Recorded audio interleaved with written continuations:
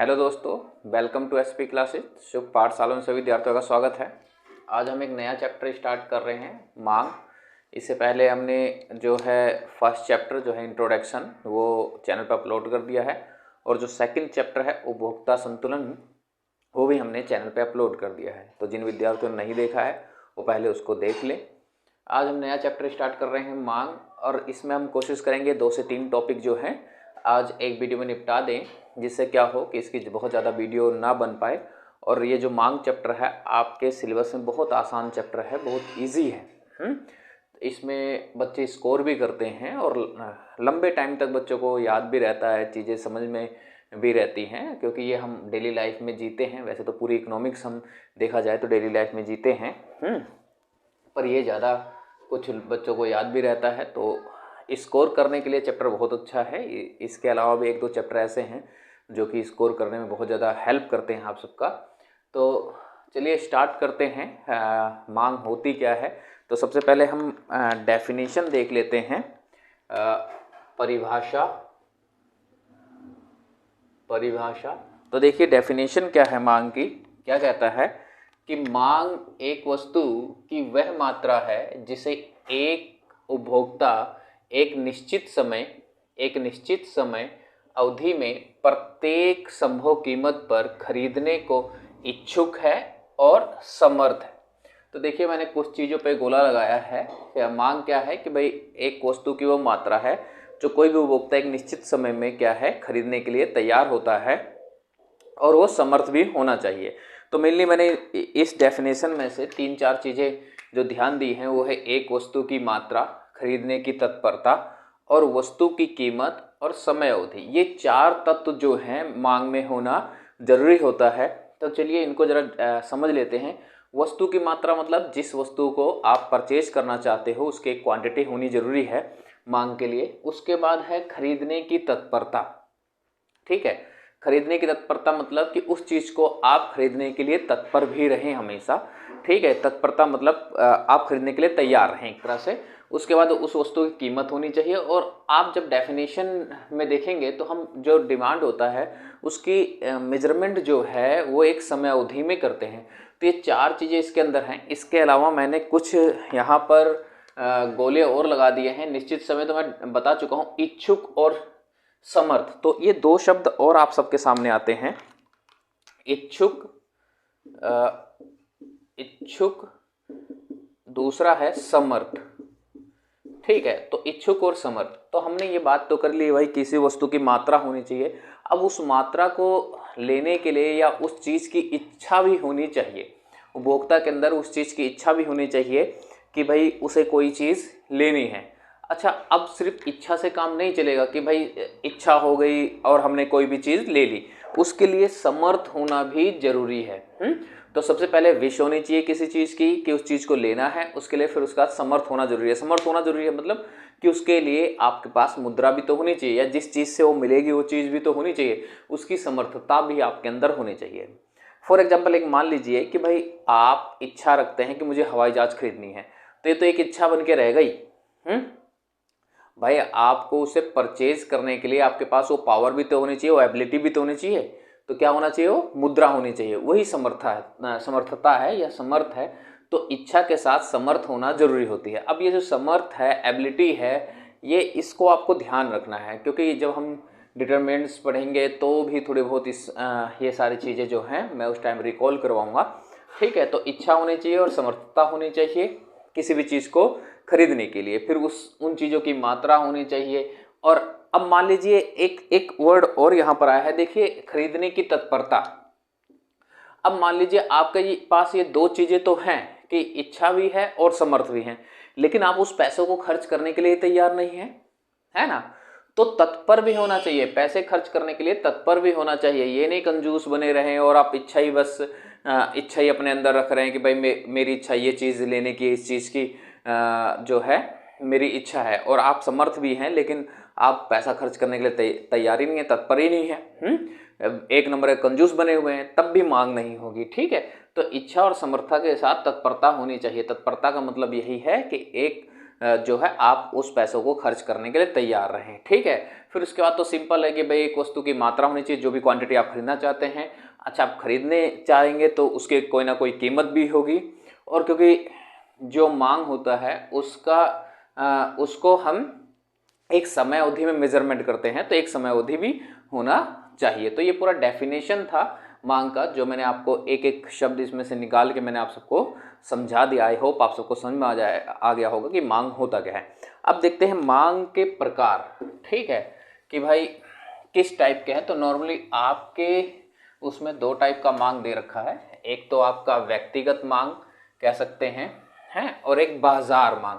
तो अभी तो हम सिर्फ उसके बारे में समझेंगे कि भाई व्यक्तिगत मांग क्या होता है और बाजार मांग क्या होता है, क्योंकि जब लॉ ऑफ डिमांड आएगा, मतलब मांग का नियम आएगा, तो उस टाइम उसको शेड्यूल के साथ भी समझेंगे। अभी हम शेड्यूल के साथ नहीं, सिर्फ डेफिनेशन समझेंगे होता क्या है। तो दो टाइप के तुम्हारी मांग है, एक व्यक्तिगत है, व्यक्तिगत मांग, और दूसरा जो है वो है बाजार मांग। ठीक है, बाजार मांग। तो व्यक्तिगत मांग क्या है? व्यक्तिगत मांग, अभी हमने मांग की डेफिनेशन पढ़ी, तो जस्ट वैसे ही है कि जब एक पर्सन क्या करता है, एक कीमत पे क्या है, किसी भी वस्तु के एक मात्रा जो है परचेज करता है, तो हम उसे व्यक्तिगत मांग कहते हैं। तो जब एक उपभोक्ता की बात की जाती है तो हम उसे व्यक्तिगत मांग कहते हैं। और जब एक अर्थव्यवस्था में जितने भी उपभोक्ता हैं या एक बाजार में जितने भी उपभोक्ता हैं, वो जो मांग करते हैं उनका जो कुल होता है उसको हम बाजार मांग कह सकते हैं। अब इसमें ध्यान देने वाली बात यह है कि भाई जब व्यक्तिगत मांग होता है तो एक कीमत पर परचेज करता है कि भाई इस कीमत पे वो इतनी क्वांटिटी ले सकता है। लेकिन जब बहुत सारे उपभोक्ता हो जाते हैं तो उसी कीमत पे वो अलग अलग मात्रा परचेज कर सकते हैं। फॉर एग्जांपल मान लीजिए कि एक पर्सन है ए, एक है बी, एक है सी। अब किसी चीज की कीमत 5 रुपए है, तो जो ए है उसको क्या करता है, जिसकी कीमत प्राइस 5 रुपए है, मान लो ये 3 खरीदता है, और जो भी है ए से थोड़ा ज़्यादा अमीर है तो उसको 5 खरीद लेता है। और सबसे ज़्यादा अमीर क्या है, कौन है, सी है जो है, तो ये उसको 10 परचेज करता है। तो एक कीमत तो एक ही है यहाँ पर 5 रुपए। इस 5 रुपए पे अलग अलग व्यक्ति अलग अलग जो है क्वांटिटी परचेज कर रहे हैं, अलग अलग मात्रा जो है परचेज कर रहे हैं, खरीद रहे हैं। तो इन सब के टोटल को हम क्या कहते हैं, बाजार मांग कहते हैं, जो कि कितना हो गया, 18 हो गया। तो बाजार मांग कितना हो गया, 18 हो गया। एक बाजार में या अर्थव्यवस्था में 3 उपभोक्ता थे, तो इसको हम बाजार मांग कहते हैं। और जब हम इसको व्यक्तिगत रूप से लेंगे कि भाई एक ए ने कितना खरीदा, ये व्यक्तिगत मांग हो गया कि एक पर्सन की जब मांग की जाती है कि 5 रुपए पे उसने 3 खरीदा, तो ये हो गया व्यक्तिगत मांग। ठीक है, तो मैंने इसलिए इसको यहाँ पर बताया है। अभी आगे हम चल के शेड्यूल में भी समझेंगे, इसका ग्राफ भी देखेंगे। अभी इसलिए बताया है क्योंकि अभी हम देखने जा रहे हैं मांग के निर्धारक तत्व। और जब हम मांग के निर्धारक तत्व देखते हैं तो उसमें व्यक्तिगत मांग के निर्धारक तत्व अलग हैं, इंडिविजुअल के अलग हैं, और बाजार के जो है अलग हैं। तो इसलिए आप सब समझ जाएं कि भाई इसमें दो टाइप के तुम्हारे मांग हैं, एक व्यक्तिगत है, एक बाजार है। तो इसके अलग अलग निर्धारक तत्व हैं। तो अब हम जरा इसको एक बार लिख लेते हैं, फिर बताते हैं मांग का निर्धारक तत्व क्या होता है, जिससे आप सबको इजी हो जाए। तो देखिए, मांग का निर्धारक तत्व। ठीक है, मांग का निर्धारक तत्व। तो व्यक्तिगत में हम यहां पर लिख लेते हैं, सबसे पहला वस्तु की अपनी कीमत। ठीक है, दूसरा संबंधित वस्तु की कीमत, तीसरा अभिरुचि और प्राथमिकता, चौथा उपभोक्ता की आय,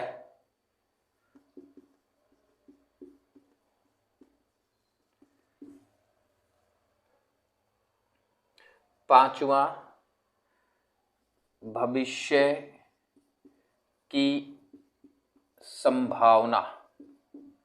ठीक है, भविष्य की संभावना, यहां मैंने 5 लिख दिए हैं। इसके अलावा हम यहाँ पर दूसरी तरफ जो है बाजार मांग के निर्धारक तत्व देख लेते हैं।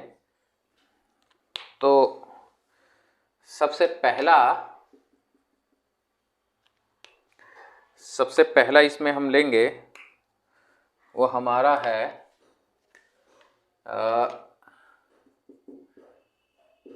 जनसंख्या। दूसरा हम लेंगे आय का वितरण।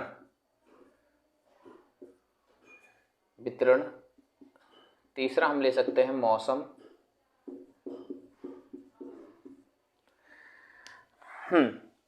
तो चलिए एक एक करके समझते हैं इसको। सबसे पहले तो हमें यह समझना है कि भाई मांग के निर्धारक तत्व होते क्या हैं। तो मांग के निर्धारक तत्व वो तत्व होते हैं जिससे मांग निर्धारित होती है कि मांग ज़्यादा होगी या कम होगी। जब भी निर्धारक तत्व की बात की जाती है तो उससे मांग क्या होता है, निर्धारित होता है कि भाई मांग कितना रहेगा, ज़्यादा रहेगा, कम रहेगा या डिमांड नहीं होगा। उनको हम मांग के निर्धारक तत्व कहते हैं। तो सबसे पहले दे रखा है आपको वस्तु की अपनी कीमत। वस्तु की अपनी कीमत का मतलब क्या है कि जिस वस्तु को आप परचेज करना चाह रहे हो, खरीदना चाह रहे हो, उस वस्तु की अपनी कीमत का क्या प्रभाव पड़ता है। तो देखिए वस्तु की अपनी कीमत, ये सब आप सब डेली लाइफ में भी यूज करते हो कि जिन वस्तुओं की कीमत जो है बढ़ रही होती है, क्या करते हैं, उसको कम खरीदना शुरू कर देते हैं। ठीक है, उसका रीजन ये होता है कि कीमत बढ़ने से क्या होता है कि उसकी संतुष्टि हमें कम लगने लग जाती है और हम उसको कम परचेज करते हैं। तो क्या होता है कि वस्तु की अपनी कीमत के कारण क्या होता है, अगर किसी वस्तु की कीमत बढ़ती है तो हम उसकी मात्रा कम खरीदते हैं, और अगर कीमत कम होती है तो उसकी मात्रा ज़्यादा खरीदते हैं। क्योंकि कीमत कम होने से हमें क्या होता है कि संतुष्टि ज़्यादा लगने लगती है। उसके बाद संबंधित वस्तु की कीमत। अब संबंधित वस्तु की कीमत में ध्यान दें तो संबंधित वस्तुएं दो होती हैं। फर्स्ट प्रतिस्थापन वस्तु, सेकंड पूरक वस्तु। ठीक है, प्रतिस्थापन वस्तु और पूरक वस्तु। अब ये प्रतिस्थापन वस्तु क्या होती है? प्रतिस्थापन वस्तुएं वह वस्तुएं होती हैं जो एक दूसरे की जगह पे इस्तेमाल किया जाता है। जैसे फॉर एग्जांपल आप जाते हो किसी रेस्टोरेंट में, आपने कहा मुझे जो है एक ड्यू दे दीजिए। आपको ड्यू वहाँ पर अवेलेबल नहीं है, कहते हैं कि आप चलो ठीक है कोई नहीं, मैं स्प्राइट से काम चला लूँगा।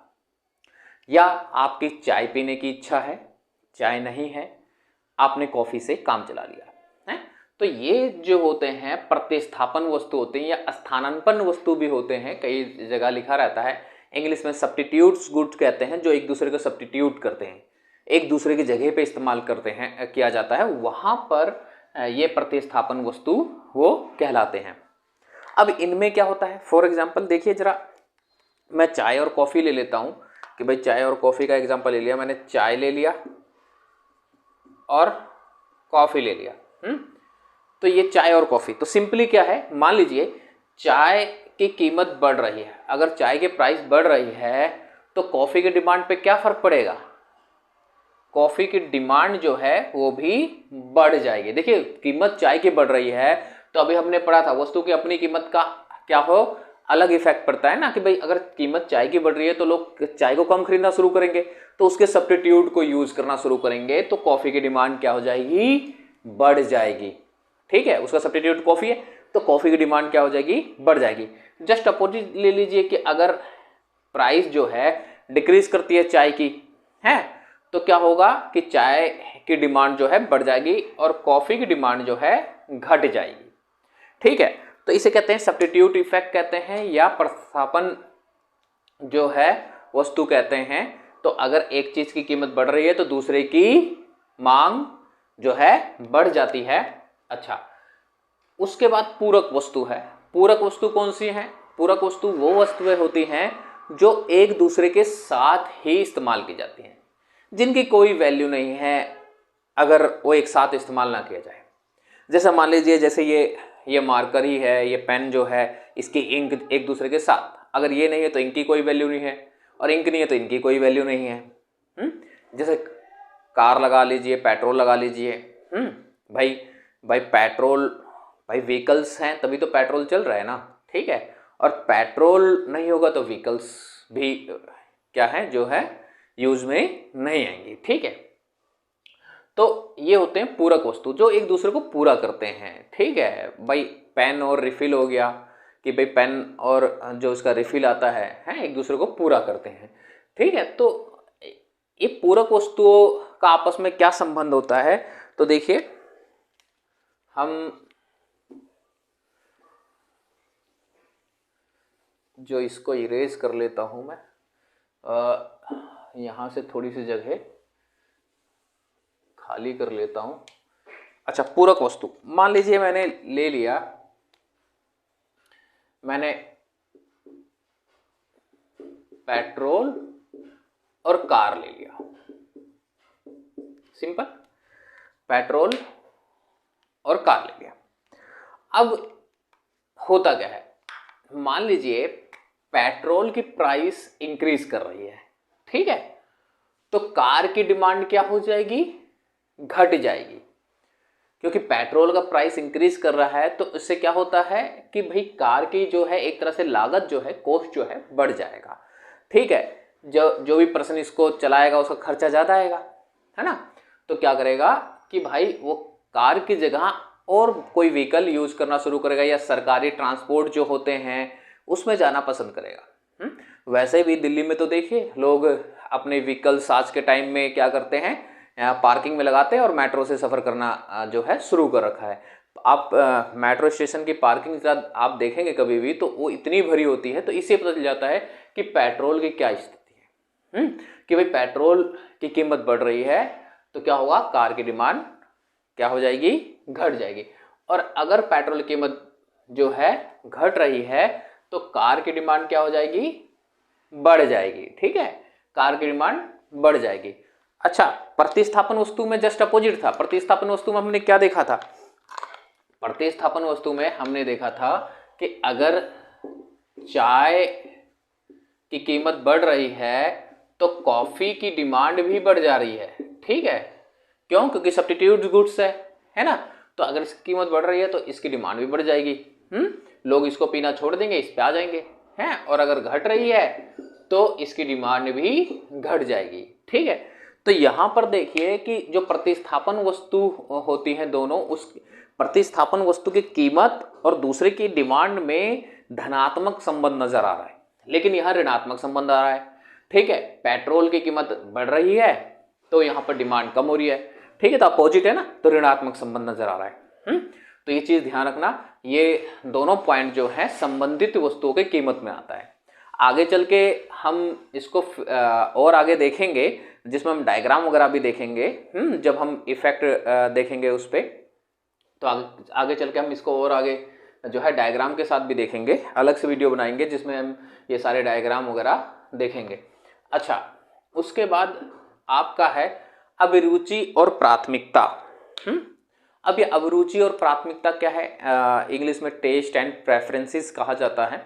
तो होता क्या है कि according to fashion, according to season, मौसम, क्या होता है, हमारी रुचियां परिवर्तित होती हैं, हमारी प्राथमिकताएं बदल जाती हैं, ठीक है। हम पुराना फैशन छोड़ के नए फैशन पे आते हैं, तो जो नया फैशन चल रहा है उसकी डिमांड ज़्यादा होती है, ठीक है। पुराने फैशन की जो भी चीज़ें होंगी उनकी डिमांड क्या हो जाएंगी, कम हो जाएंगी, ठीक है।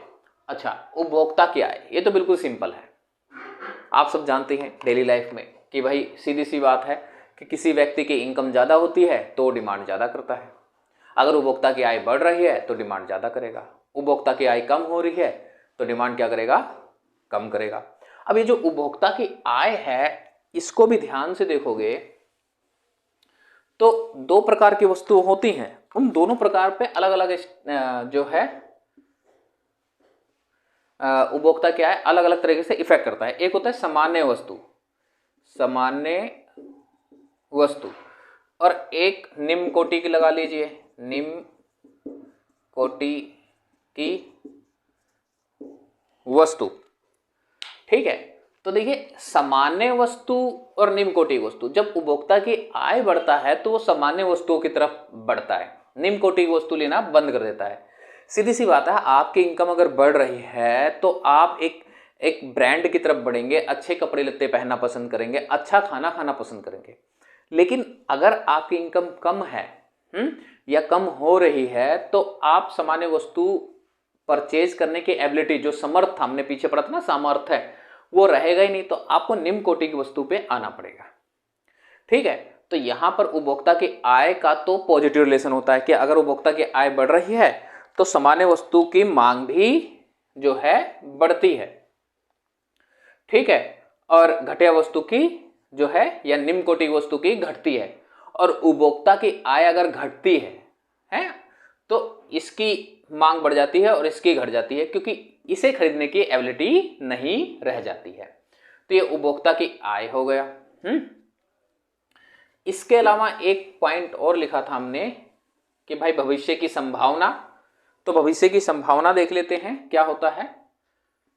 भविष्य की संभावना, तो भविष्य की संभावना क्या होता है? देखिए अगर किसी वस्तु का भविष्य में कीमत बढ़ने वाला है तो लोग वर्तमान समय में उस चीज की डिमांड करके रख लेते हैं, स्टोर कर लेते हैं, तो वर्तमान समय में उस चीज की डिमांड जो है बढ़ जाएगी।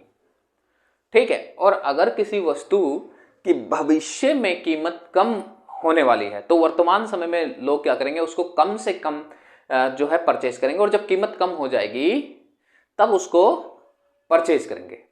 ठीक है, तो अगर भविष्य में जैसे मान लीजिए जैसे पेट्रोल का कई बार हो जाता है अनाउंस कि भाई रात को 12 बजे से रात को 12 बजे से 2 रुपये या 3 रुपये बढ़ जाएगा, तो लोग क्या करते हैं कि लाइन में रख के 12 बजे से पहले अपनी अपनी टंकी फुल करवा लेते हैं। ठीक है, क्योंकि भविष्य में उसकी कीमत बढ़ने वाली है, तो वर्तमान में क्या हुआ कि उसकी डिमांड बढ़ गई। ठीक है, और अगर ये पता चल जाए कि पेट्रोल की कीमत 2 दिन बाद जो है वो कम होगी तो लोग अभी बिल्कुल डिमांड कम करेंगे पेट्रोल की। ठीक है, टंकी वगैरह फुल नहीं करवाएंगे। फुल कब करवाएंगे? जब कीमत कम हो जाएगी। तो भविष्य की संभावना जो होती है वो भी मांग को निर्धारित करती है। ठीक है, इसके कारण भी मांग कम ज्यादा होता है। अब ये तो व्यक्तिगत मांग के निर्धारक तत्व हो गए, इसके अलावा बाजार मांग के निर्धारक तत्व। लेकिन इसको समझने से पहले एक चीज समझना जरूरी है कि ये सारे जो पॉइंट्स हैं ये भी आपके उसमें आएंगे, जो बाजार मांग के निर्धारक तत्व हैं उसमें आएंगे। इसके अलावा ये 3 पॉइंट और जो मैंने लिखे हैं ये आएंगे बाजार मांग में। तो ये मत समझना कि सिर्फ बाजार मांग के 3 पॉइंट हैं, ऐसा मत समझना कि भाई बाजार मांग के सिर्फ 3 पॉइंट है, ये सारे तो है ही हैं, लेकिन इसके अलावा ये भी हैं, ये उसके अंदर नहीं जा सकते हैं क्योंकि वो 1% की बात करी जाए। अब देखो पहले पॉइंट देख लो, जनसंख्या। जब ये व्यक्तिगत मांग है तो जनसंख्या का कोई मतलब नहीं बनता है भाई, 1% की बात की जा रही है। ठीक है, तो इसलिए अच्छा आय का वितरण, अब आय का वितरण तो बहुत सारे लोगों में होगा, एक जने में तो होगा नहीं।